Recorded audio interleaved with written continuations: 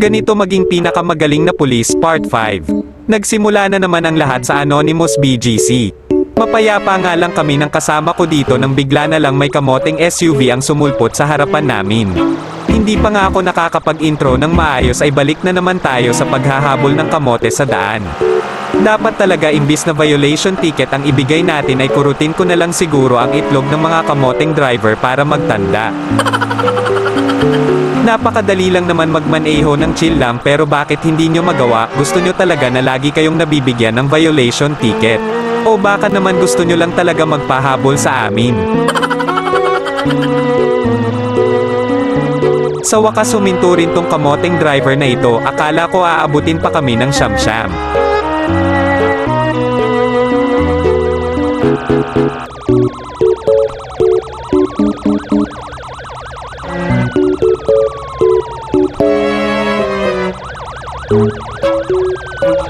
Habang kinakausap nga pala ng kasama nating pulis yung kamoteng driver ay ako naman ang nag-check sa loob ng sasakyan dahil medyo nagduda kami dahil bigla na lang siyang humarurot sa checkpoint namin. Baka mamaya ay meron siyang dala na kung ano, kaya naman nagpatakbo siya ng mabilis nung nakita kami.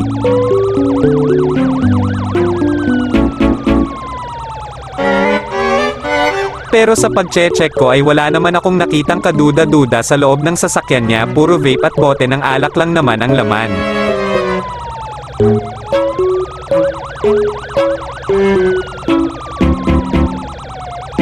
Pero matapos akong mag-check sa loob ng sasakyan niya ay meron akong napansin sa plate number ng sasakyan niya. Siya pa siguro yung nahuli namin kahapon na kamote rin kung magmaneho.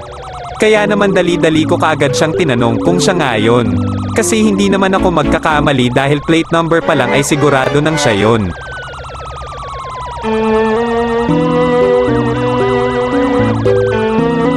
At pagkatapos ko nga siyang tanungin ay umamin siya na siya nga yung nahuli namin kahapon. Hindi pa talaga nadala itong kamoteng driver na ito, kahapon ay kakahuli pa lang sa kanya tapos ngayon ay huli na naman.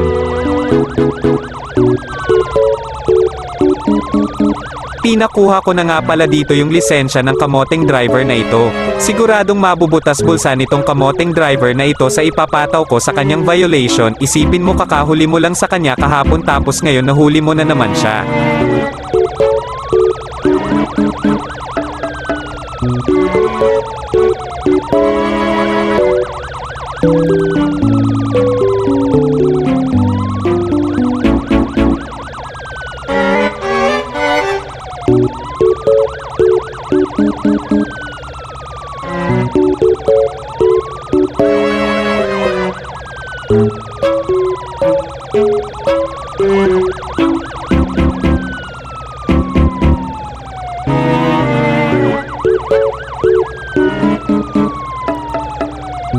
Bibigyan ko na sana dito si bossing ng violation, pero pagbukas ko ng lisensya niya ay hindi niya pa pala nabayaran yung unang violation na binigay namin sa kanya.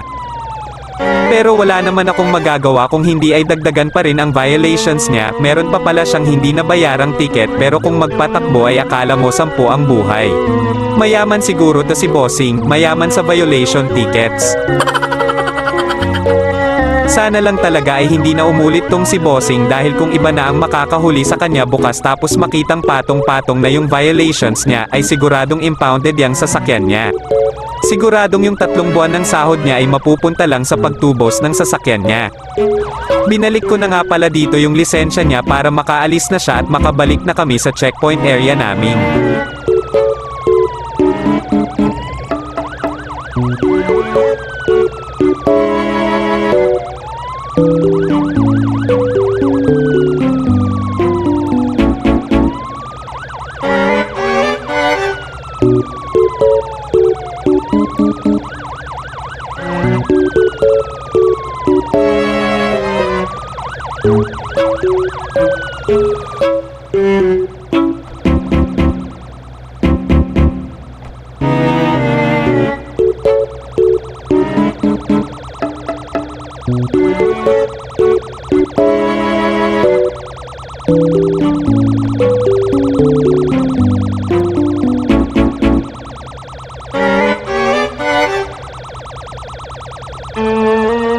Grabe na talaga mga kamote ngayon, yung tipong may violation ticket ka pa na hindi nababayaran pero kamote ka pa rin sa daan.